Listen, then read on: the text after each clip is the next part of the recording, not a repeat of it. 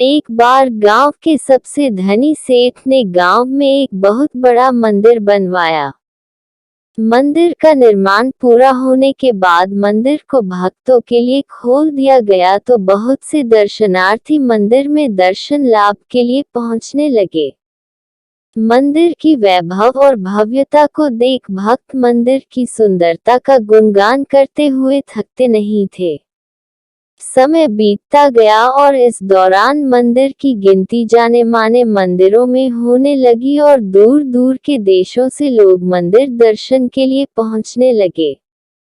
भक्तों की बढ़ती भीड़ को देख गांव के उस अमीर व्यक्ति ने मंदिर में भक्तों के लिए भोजन और ठहरने के लिए व्यवस्था कर दी। लेकिन सेठ को जल्दी ही एहसास हो गया कि व्यवस्था के लिए किसी व्यक्ति को नियुक्त करना होगा, जो मंदिर की सभी तरह की व्यवस्थाओं का देखरेख करे और मंदिर की व्यवस्था बनाए रखे। सेठ ने अगले ही दिन मंदिर के बाहर एक व्यवस्थापक की आवश्यकता के लिए सूचना लगा दिया। सूचना को देखकर कई लोग सेठ के पास व्यवस्थापक बनने की इच्छा के साथ आने लगे। लोगों को पता था कि यदि मंदिर में व्यवस्थापक का काम मिल जाएगा तो वेतन भी बहुत अच्छा मिलेगा।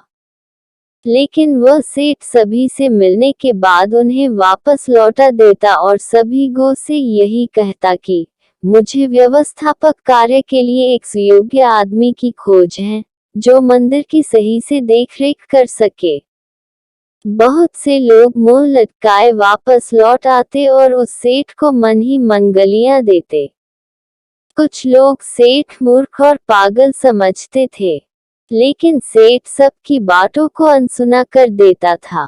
मंदिर के व्यवस्थापक की खोज में सेठ पूरी मेहनत के साथ दिन रात लगा हुआ था।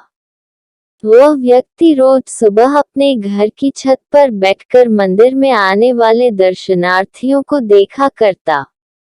एक दिन की बात है कि एक बहुत ही गरीब व्यक्ति मंदिर में आया और भगवान के दर्शन के बाद पूजा अर्चना करने लगा। धनी व्यक्ति अपने घर की छत पर बैठा यह सब देख रहा था। सेठ ने देखा कि वह गरीब फटे हुए और मैले कपड़े पहने हुए था। हालांकि पूजा पाठ के तरीके से और बोलचाल से पढ़ा लिखा भी नहीं लग रहा था। जब वह भगवान का दर्शन करके जाने लगा, तो उस धनी व्यक्ति ने उसे अपने पास बुलाया और कहा, क्या आप इस मंदिर की व्यवस्था संभालने का काम करेंगे? सेठ की यह की बात सुनकर वह काफी आश्चर्य में पड़ गया और हाथ जोड़ते हुए सेठ से बोला, सेठ जी, मैं तो बहुत गरीब आदमी हूँ और पढ़ा लिखा भी नहीं हूँ। इतने बड़े मंदिर का प्रबंधन मैं कैसे संभाल सकता हूँ?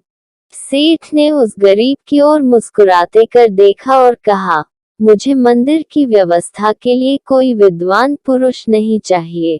मैं तो किसी योग्य व्यक्ति की तलाश में था जिसे इस मंदिर के मैनेजमेंट की जिम्मेदारी देना चाहता हूँ। यहाँ रोज कई लोग आते हैं, लेकिन इतने सब श्रद्धालुओं में आपने मुझे ही योग्य क्यों माना? गरीब ने सेठ से आश्चर्य से पूछा। सेठ ने बोला, मुझे पता है कि आप एक योग्य व्यक्ति हैं। मैंने मंदिर के रास्ते में कई दिनों से एक ईंट का टुकड़ा गाड़ा हुआ था। उस ईंट का एक कोना ऊपर से निकल आया था। मैं कई दिनों से देख रहा था कि उस ईंट के टुकड़े से कई लोगों को ठोकर खाकर गिर जाते हैं, लेकिन किसी भी व्यक्ति ने उस ईंट के टुकड़े को वहां से हटाने की कोशिश नहीं की, न ही उसके बारे में सोचा। लेकिन आप एकमात्र वह व्यक्ति हैं जिसे उस ईंट के टुकड़े से ठोकर नहीं लगी, परंतु फिर भी आपने उसे देखकर वहां से हटाने की सोची। मैं यह सब अपने घर की छत से देख रहा था कि आप मजदूर से फावड़ा लेकर गए और उस टुकड़े को खोदकर वहां की भूमि समतल कर दी। सेठ की बात सुनकर गरीब व्यक्ति ने कहा, यह कार्य कोई महान कार्य नहीं है। दूसरों के बारे में सोचना और रास्ते में आने वाली कठिनाइयों और रुकावटों को दूर करना तो हर आदमी का कर्तव्य होता है। मैंने तो बस वही किया जो मेरा कर्तव्य था। सेठ टी ने मुस्कुराते हुए कहा, अपने कर्तव्यों को जानने और उनका पालन करने वाले लोग ही योग्य लोग होते हैं। इतना कहकर धनी व्यक्ति ने मंदिर प्रबंधन की जिम्मेदारी उस व्यक्ति को सौंप दी। कहानी से सीख मिलती है, कोई हमें नहीं देख रहा हो तो भी हमें अपना कर्तव्य नहीं भूलना चाहिए।